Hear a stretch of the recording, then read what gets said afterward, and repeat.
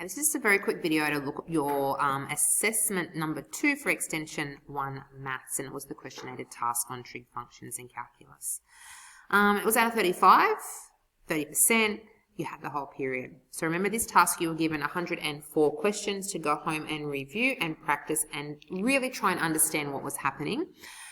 Overall, I think most of you did do that. I think we're hitting the stuff now that's quite difficult, and so there's a little bit of, I think, maybe some not in-depth knowledge that some of you have, but overall I was really impressed with your questions and all your answers to these questions. Now I'm just going to flick over to the solutions, and they're in your OneNote. I'm not going to go through all the solutions. The ones here in yellow are the ones that were on the question-aided task. Half the marks came from the question-aided task, half came from other sources. They were not HSC questions except for the last question, which was also the last question on your question-aided task. So slightly more marks were towards the QAT. So you possibly, maybe some of you got higher marks than I would have thought you would have gotten, which is really amazing. So good work. So the first solution and the second solution are in your question-aided task. So is the third one. The fourth one was one that some of you, I think we got 3 people out of our 7 who got this one out, maybe 4, was really good. Okay, so you had to show that tan of x, or t equals tan of x, you needed to show that this tan 4x is equal to this part on the right-hand side. In order to do that, I think you needed to understand that tan of 4x is 2x plus 2x, and pop it in terms of 2x. If you write that, then you can write tan of 2x is equal to that. If you did note that, then you're basically just dealing with algebra. You're popping those, that fraction of our t's into here, and we end up with this, and you're just manipulating the equation, and that falls out quite simple down there.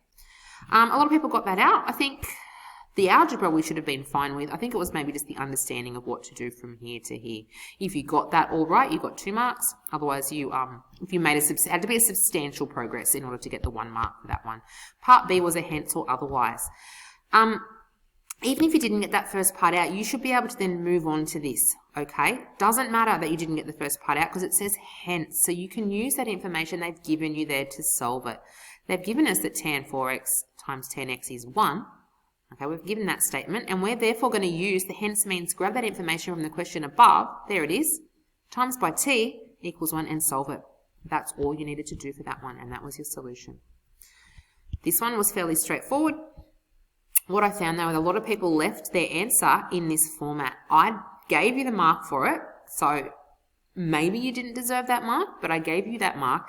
You needed to make that look like this, okay? We can't leave a fraction like that on the bottom line, so you needed to manipulate that and neaten that up a little bit, okay? Just for future, make sure you do that one. This one's fairly straightforward again. Wasn't on your question-aided task, but it's a product rule, U and V, and you can move forward with that one, okay? There's your solution. This one was on your question-aided task, was just a 1 marker. This one was also on your question-aided task. Moving on through, so are these ones. So you guys really should have gotten all those marks out with the question-aided tasks. This one, we had a few people do some strange things, okay? These ones here, you're just going straight from your HSC formula sheet, basically. If you can read that off the sheet, you can get and manipulate your equations to get them into the right format. Just ignore these little boxes here, that's just my formatting. Okay. Same as these ones. There's lots of question-aided tasks there. I didn't look at popping the ones by a number from the task in. I looked at the allocation of marks. Okay, so that's why there's a lot of them in there, because they were lower marked ones. 15, find the exact form of this one. We did one similar to this in class. Okay, it was a little bit of manipulation in there. And I debated marks for this one. It said simplest exact form. I went and you might find some of your papers have got little scribbles on them. I changed my mind a few times what I was going to do. That's what I wanted. If you had a slightly different, same thing, but you didn't factorize correctly, I've still given you the mark if you've got to that, basically down to that point, okay? So just note that on your paper. 16A, I've got a different solution to show you than this one, so I'm just going to jump to that. Sorry, it's just handwritten. If x is tan squared theta, we need to show this left-hand side is equal to right-hand side, noting dx and d theta, not dy dx. So if x is tan squared theta, you could deal with it like that, 6 squared theta minus 1. You don't need to. Tan squared theta is this, tan theta all squared. You've done this in advance. It's a chain rule. times by the 2, take 1 off, so it's 2 tan theta, and times by the derivative inside. So dxt theta is 2 tan theta times sec squared theta. You needed to do that. So that was just advance. If we have got that, we can think of it as dx is 2 tan theta sec squared theta d theta. Popping that in, I'm changing our limits, obviously, as well. What I'm going to have is the square root of tan squared theta over 1 plus x. X is tan squared theta, so 1 plus tan squared theta all squared. 1 plus tan squared theta is sec squared theta, squared is sec to the power of 4 theta, but you needed to times by dx, which was all this, okay? And if you neaten that up, you get a tan there, tan squared,